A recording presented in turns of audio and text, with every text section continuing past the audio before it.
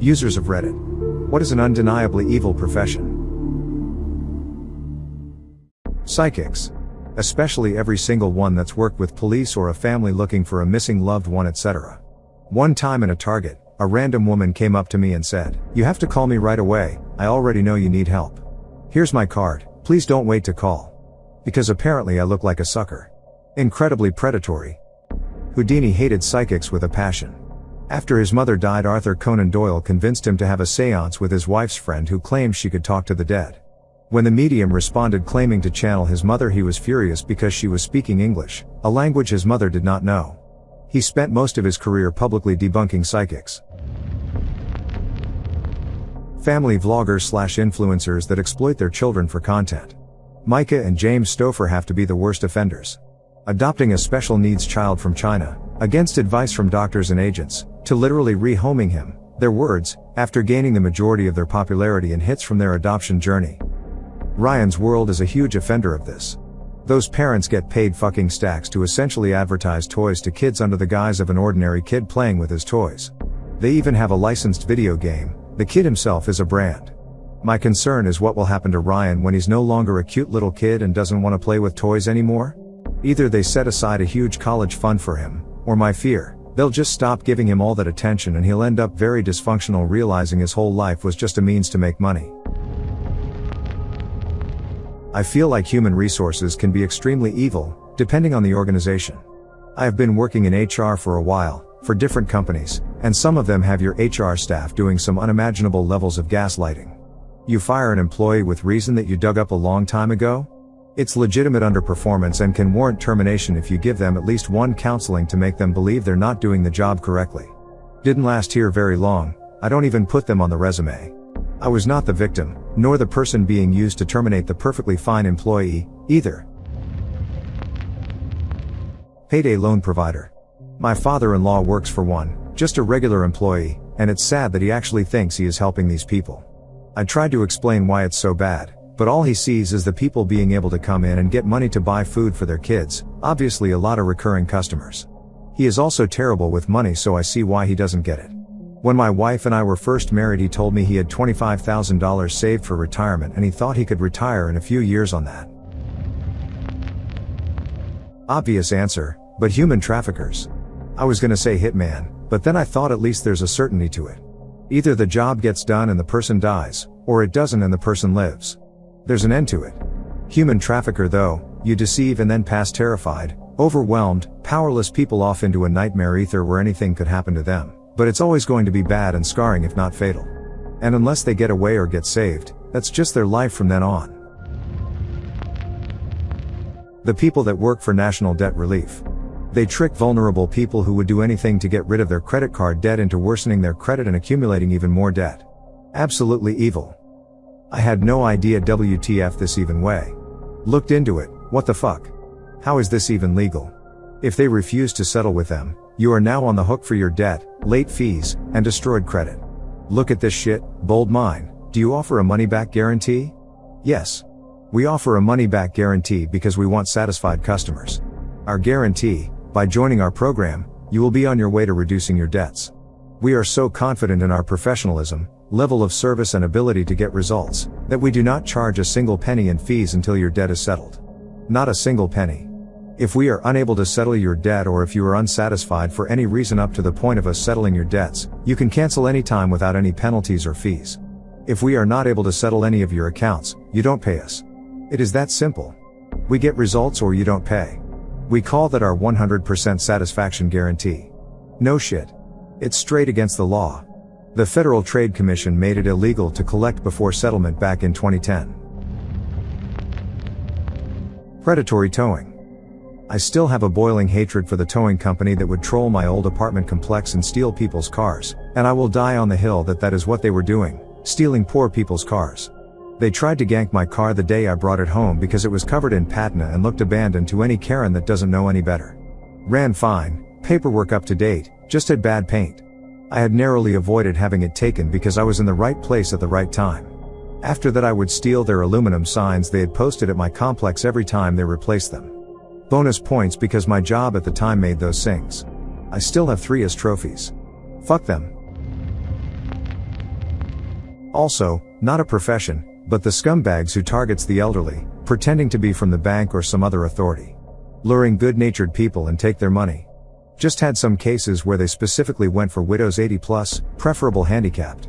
Some of the most vulnerable people. Hope they don't sleep well at night. Tele scammers too. They're especially fond of targeting old people. In India they have whole underground workplaces dedicated to cold calling people overseas with personal info they've dug up on you to try to get your identity and siphon vulnerable people's money. They often impersonate the police or credit agencies and try to convince you that you're implicated in fraud in order to get you to tell them your sin. Also, just the regular call centers. My wife and I took care of her grandmother for several years. The old lady learned quick. She'd get one of these wankers on the phone, and hand the phone to me and say, "I got one for you, have fun." And then I'd pick one of several personae, to hassle them with. Sometimes I'd pretend I couldn't understand them, and make them keep repeating themselves. I'd hit on them. I'd ask them if this is what they wanted to do when they grew up. Lots of stuff. And Grandma loved it. She said it was great entertainment. I am surprised that no one mentioned paparazzi. They are leeches. I caught the end of a TV program following one the other day. It was his opportunity to show that paparazzi are just honest people doing a job. But no, he came across as even more unpleasant than I expected. He just couldn't help himself. Union busting. I cannot fathom what kind of person could possibly work in this industry that actively works to manipulate and terrorize hard working class folks into accepting less than acceptable working conditions just so a corporate entity can pocket the change. It is an industry literally built on the principles of gaslighting and manipulation. Health insurance adjusters. Here's an example that happens thousands of times every day. You go to the doctor's office because of some pain, abdominal, knee pain, whatever. Doctor is slightly concerned and says we should check for abnormalities and orders an MRI. You show up at the imaging place and are told insurance isn't covering it, and without insurance it's $900. Could be fucking cancer, some internal damage, but nope, insurance won't cover a simple imaging. A company with $250 billion of revenue just can't afford it, even though you are paying them precisely to do this. Who made this medical decision for you? Your doctor, who went through 4 years of medical education and several more of residency, who knows your medical history. Nope. This pencil pusher at their fucking desk made it, based on how much you are likely going to cost for their company.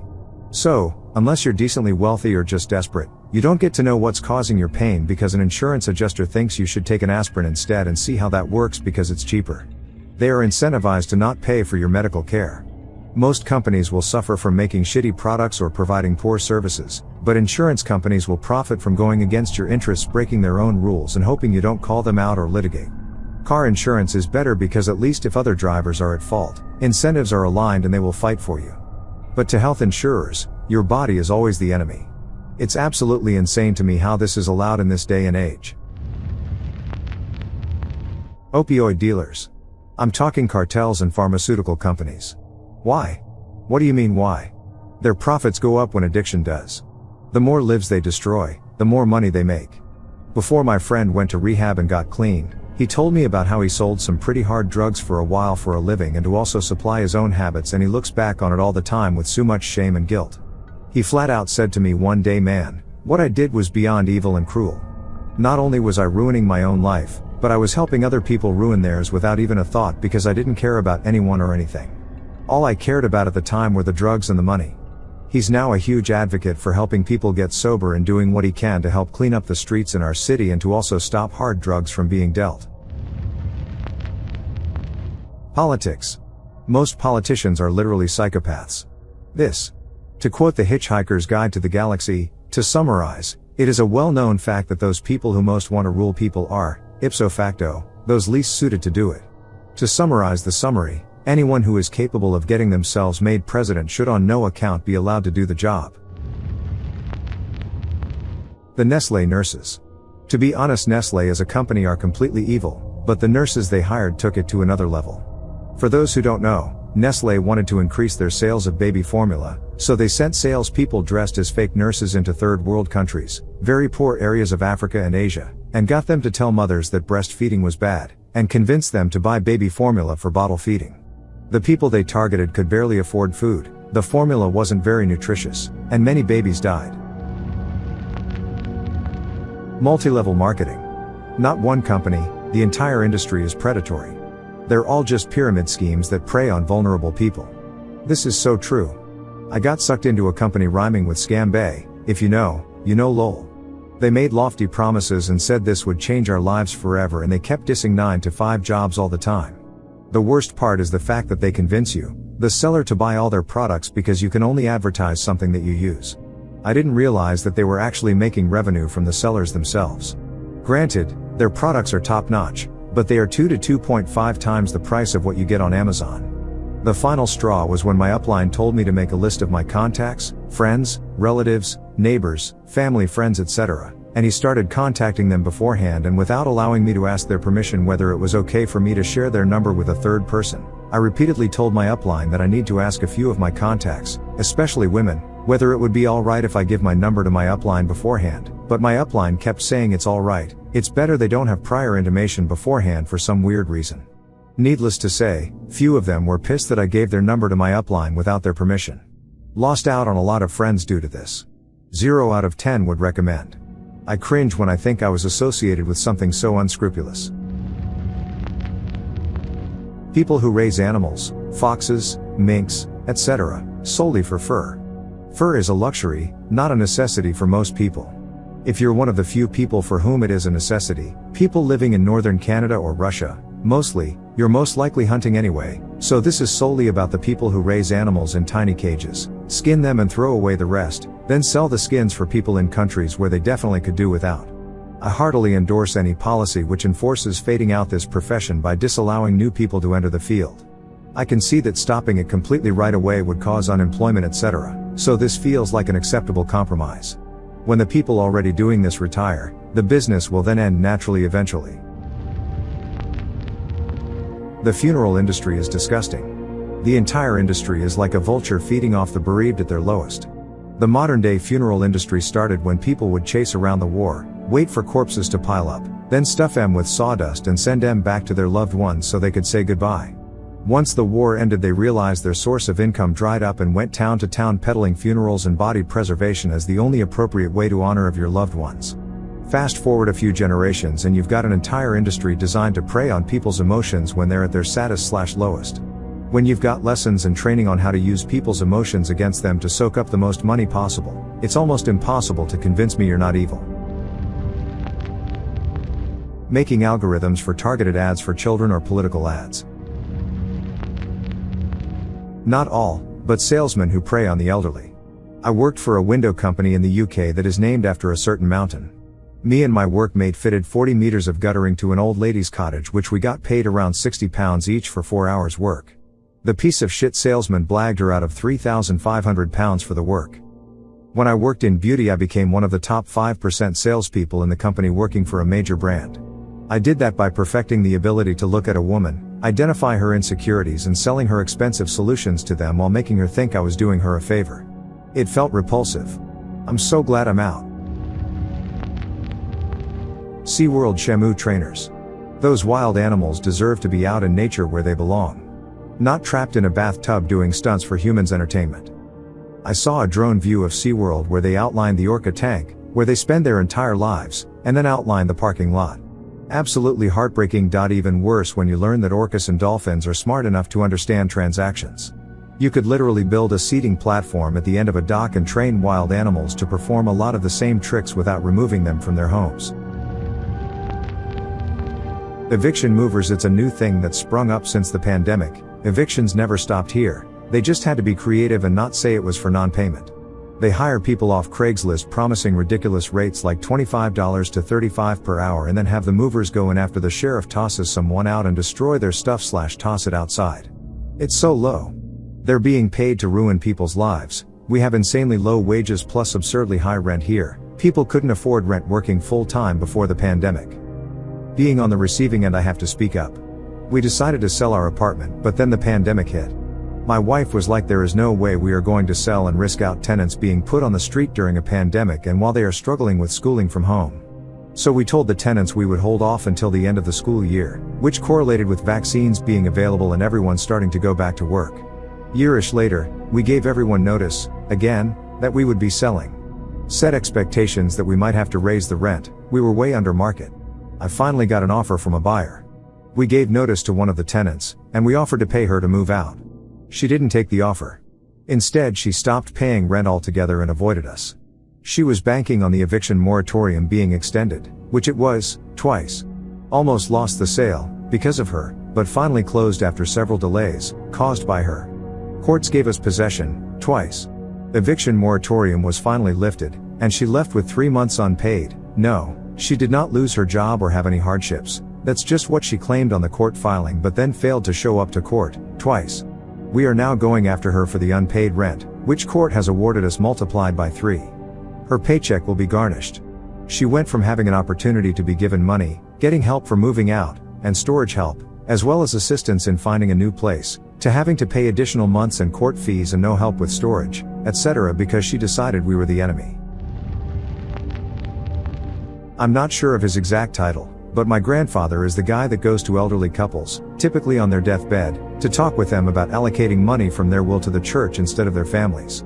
I love him, but I think what he does now, after having been a school principal for almost 40 years, is disgusting and immoral.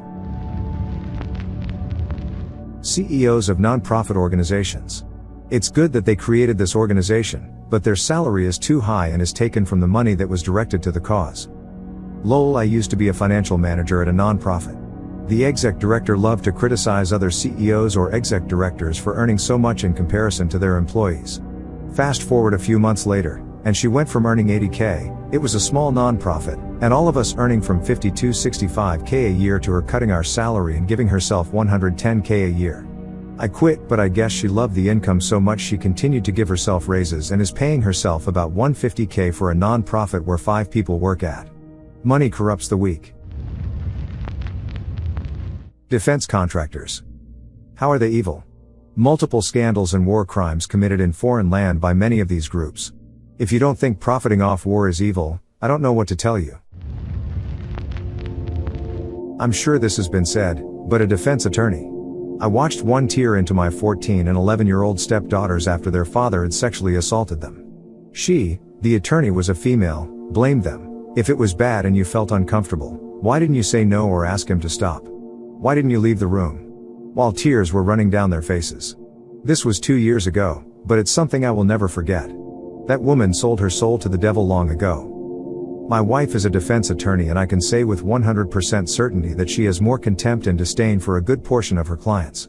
She is there to make sure the system works for both sides and has actually really helped some people that the prosecutor was trying to bulldoze. Puppy mill businesses. They leave their breeding mamas in tiny cages 24/7, breed them every heat cycle, and don't take care of them when they're older and have health issues that stem from their poor care. I witnessed a puppy mill firsthand in the 90s. My dad was the investigating officer and took me along with him to help with community cleanup. It was the most horrific thing I have ever witnessed in my life. You cannot imagine the smell. It makes my heart hurt 25 plus years later to think of it. We adopted an old breeding dog, probably around 13 years old. Poor thing couldn't see, wasn't potty trained, didn't know how to react to a person trying to pet her, and she kind of just smelled like death, but I think that's an old dog thing. She lived for another 3 years before passing in her sleep, and we treated her with the life she deserved. We gave her pieces of roasted chicken when we had it, we let her sleep in the beds, and we got her hair cut every week, which the previous master didn't, and since we live on 32 acres in the middle of nowhere, we let her roam free when she wanted. It was sad that she passed, but I'm glad she did it happy.